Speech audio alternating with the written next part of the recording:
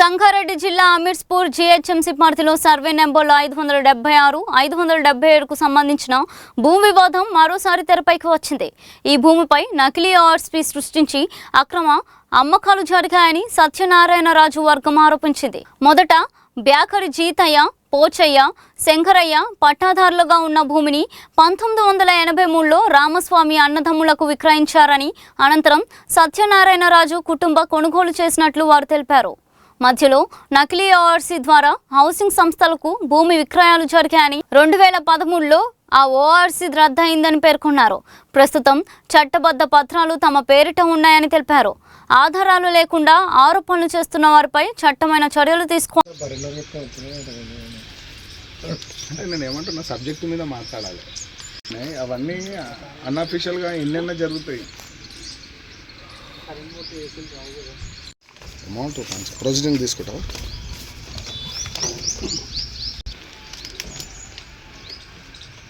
అని ఒక ఫోటో కూడా. ఈ మీటింగ్ పెట్టడానికి కారణం, మీ పేరు? జి సత్యనారాయణరాజు. నేను ఒక 5 days ముందు ఒక రిపోర్టర్, ఆవిడ పేరు శ్రావ్య, నాకు ఫోన్ చేసి మీరు ఎక్కడ ఉన్నారన్నారు. నేను హైదరాబాద్లోనే ఉన్నానమ్మా అన్నారు. ఏంటమ్మా అంటే, మీరు గలేజీ చేశారు అమీన్పూర్ సైట్ అన్నారు.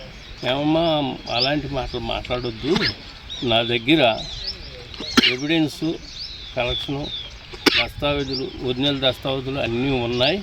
కావాలితే మీకు ఎనీ టైం మా ప్లేటర్లు యాదగిరి, విక్రము, హైకోర్టులో వెంకటరెడ్డి గారు ఉన్నారు. మీకు కావాలితే ఎనీ మెటీరియల్ వెళ్ళి కావాలితే వాళ్ళని అడిగితే మెటీరియల్ ఇస్తారని చెప్పారు. కానీ ఆవిడ రోగాడాడితో వద్దండి, ఫోన్ పెట్టేయండి, కావాలితే మీరు కోర్టులో చూసుకుందామండి అని చెప్పాను. అంతవరకు అది. ఒకసారి ఆఫీస్ మళ్ళీ కింద అన్న తర్వాత 3 days బిఫోర్ నా సైట్లోకి 576, 77 ఆర్ఎస్ నెంబర్లోకి వచ్చి ఆవిడ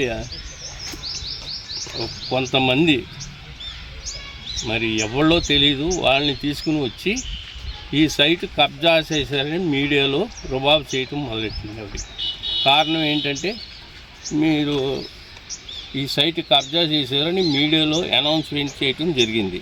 కానీ నా దగ్గర హైకోర్టు స్టే ఉంది. హైకోర్టుకి వెళ్ళారు వాళ్ళు. మన జాయింట్ కలెక్టర్ 2 దగ్గరికి వెళ్ళారు, ఆర్డీఓ దగ్గరికి వెళ్ళారు. వాళ్ళందరూ పర్మిషన్స్ అన్నీ ఇచ్చారు. మీకు మనకు కావాలితే ఒరిజినల్ డాక్యుమెంట్ ఇది. నాది 83లో కొనుక్కున్నట్టు ఒరిజినల్ డాక్యుమెంట్. అలాగే పంచాయతీ గోడ కట్టడానికి పంచాయతీ పర్మిషన్ ఇదిగోండి, నేను విత్ ట్యాక్సెస్ పే చేశానండి. అలాగే జాయింట్ కలెక్టర్ గారు ఆర్డర్స్ ఇచ్చింది, ఇదిగోండి పర్మిషన్. అలాగే ఆర్డీఓ గారు పర్మిషన్ ఇచ్చింది, ఇదిగోండి సార్.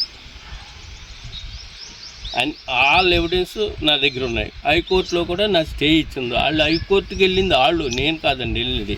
వెళ్తే వాళ్ళని పక్కకు పంపి మాకు ఆర్డర్ ఇచ్చింది, నేను వెళ్ళలేదు హైకోర్టు. అలాగే ఈ గోడ కట్టినప్పుడు నాకు పాండురంగారెడ్డి గారు ఎవరనేది నాకు తెలియదు. వాళ్ళు తీసుకొచ్చి ఏమన్నా రాజుగారు ఇది పరిస్థితి అంటే, కాదండి నేను 83లో కొనుక్కున్నాను, మీరు రావద్దు ఇట్లా జోలికి అని చెప్పాను. అంటే ఆయన ఆ జనాన్ని వేసుకుని వెళ్ళిపోయారు. ఆయన నాతో టచ్ ఎప్పుడూ లేదు. కానీ మళ్ళీ రెండోసారి గోడ కొడతా ఉంటే వస్తే నేను ట్రెస్పాస్ కేసు పెట్టాను పాండురంగారెడ్డి గారు.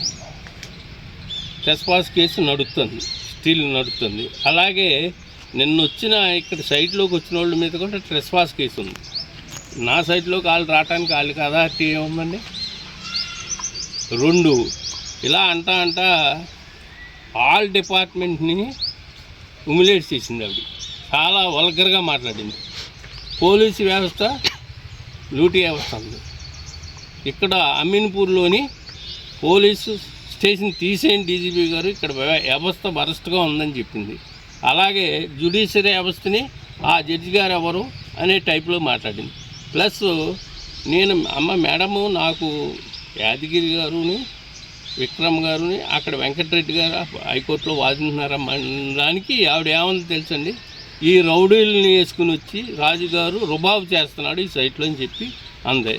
కావాలంటే రుజువు చేయండి ఎప్పుడైనా రుబాబు చేసినట్టు. 2 ఇది కాకుండా ఎమ్మెల్యే గారిని వీళ్ళందరినీ పట్టుకుని ఇది చేస్తున్నారనే ఉద్దేశంలో మాట్లాడింది.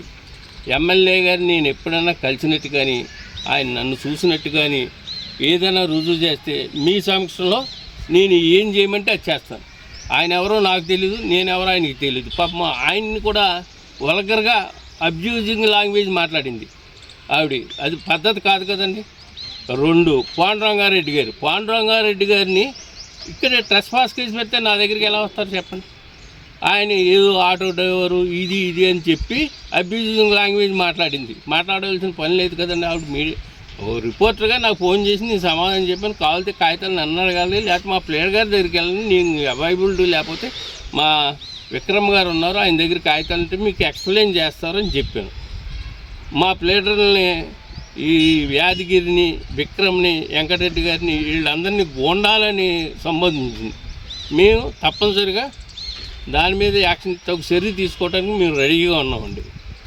2 ఈవిడి పోలీసు వ్యవస్థని వాళ్ళు వెళ్ళారు పోలీస్ కేసు కూడా. ఆ పోలీస్ కేసు కూడా కాగితాలు అన్నీ తెమ్మంటే నేను ఆల్ డాక్యుమెంట్స్ పట్టుకెళ్ళి చూపిందే అన్నారు. రాజుగారు మీ తప్పలేదు, మీ పని మీరు చూసుకోండి అని చెప్పారు. వాళ్ళు వెళ్ళిపోయారు. మళ్ళీ కేసుకి వెళ్ళారు. మళ్ళీ అదే అయ్యింది. ఎన్నిసార్లు అదే అయింది. కోర్టులో అసలు వీళ్ళు కాగితం ఉన్నదేమో మిస్లీడింగ్ కాగితం పట్టుకొచ్చి బ్లాక్మెయిల్ చేస్తున్నారు నన్ను. నా సైట్లో నన్ను బ్లాక్మెయిల్ చేయటండి, ఎమ్మెల్యే గారిని బ్లాక్మెయిల్ చేయటం, ప్లేటర్లను బ్లాక్మెయిల్ చేయటం. అది రిపోర్టర్కి ఉన్న లక్షణం కాదండి. పెద్ద మనిషిగా ఉండాలి, నేను పెద్ద మనిషిగా ఉండాలి. పైగా నా కులాన్ని, రాజుల కులాన్ని సంబోధించి 3 సార్లు ఇది మాట్లాడారు. అది కరెక్ట్ కాదు కదండి పద్ధతి. నిజంగా ఏదన్నా ఉంటే మా ప్లేయర్ గారి దగ్గరికి ఏంటండి ఏం జరిగిందని అడగాలి, కానీ నన్ను రుబాబు చేయకూడదు కదండి. సైట్లోకి వచ్చి నిన్న కాక మొన్న సైట్లోకి వచ్చి రాజుగారు ఎక్కడున్నారు, మీరు సైట్లోకి రావాలని. నేను వస్తానులేమ్మా, హైదరాబాద్లో ఉన్నాను, ఆల్ డాక్యుమెంట్స్ పట్టుకొచ్చి నేను సైట్లోకి వస్తానన్నా. ఇంకో నేను సైట్లోకి వచ్చాను, మీరు రండి. ఆల్ డాక్యుమెంట్స్ పట్టుకొచ్చా. నేను మీడియా మిత్రులకు నేను చూపించున్నాను, మీరు రండి. ఇప్పుడు ఎందుకు అబ్యూజింగ్ లాంగ్వేజ్ వాళ్ళందరినీ దొంగతనాలుగా అండకట్టడం? నాది సైటు, నాకు వాళ్ళకి డిస్ప్యూట్ వచ్చింది. వాళ్ళ డిస్ప్యూట్ని కోర్టులో క్లారిఫికేషన్ చేసుకోలేదు, రెవెన్యూ డిపార్ట్మెంట్లో చేసుకోలేదు, పోలీసుల దగ్గర చేసుకోలేదు. అంచేత వాళ్ళని బ్లాక్మెయిల్ చేస్తారా? అది న్యాయమైన పద్ధతేనా? ఒక రిపోర్టర్గా ఉండవలసిన మంచితనం అదేనా? పోలీసుని దొంగల కింద అభివర్ణిస్తారా? డీజీపీ గారిని వచ్చి అమీన్పూర్లో పోలీస్ స్టేషన్ బదలగొట్టేయమంటారా? ఏంటండి ఈ లాంగ్వేజ్? ఇది న్యాయమైన పద్ధతి కాదు. మీరు డాక్యుమెంట్స్ నా దగ్గర ఉన్నాయా లేదని వెరిఫికేషన్ చేసుకుని మాట్లాడాలి మీరు. అంతేకాని రాజుగారు కబ్జా చేసేస్తారా రాజుగారు అంటే అది పద్ధతేనండి? ఎవరికైనా పద్ధతే. నేను ఆంధ్ర ఉండంట అప్పుడు నేను 42 ఏళ్ళు అయింది తెలంగాణ వచ్చి, నాకు అపార్ట్మెంట్ ఉంది ఇక్కడ. నేను ఆంధ్ర ఇప్పుడు ఆంధ్ర వాళ్ళు కొనుక్కోవచ్చు, తెలంగాణ వాళ్ళు మా వైజాగ్ వచ్చి కొనుక్కోవచ్చు, లేకపోతే మాది కాకపోతే నేను మా తెలంగాణ వచ్చి నేను కొనుక్కోవచ్చు, బెంగళూరులో కొనుక్కోవచ్చు. అదేం లాంగ్వేజ్ అండి?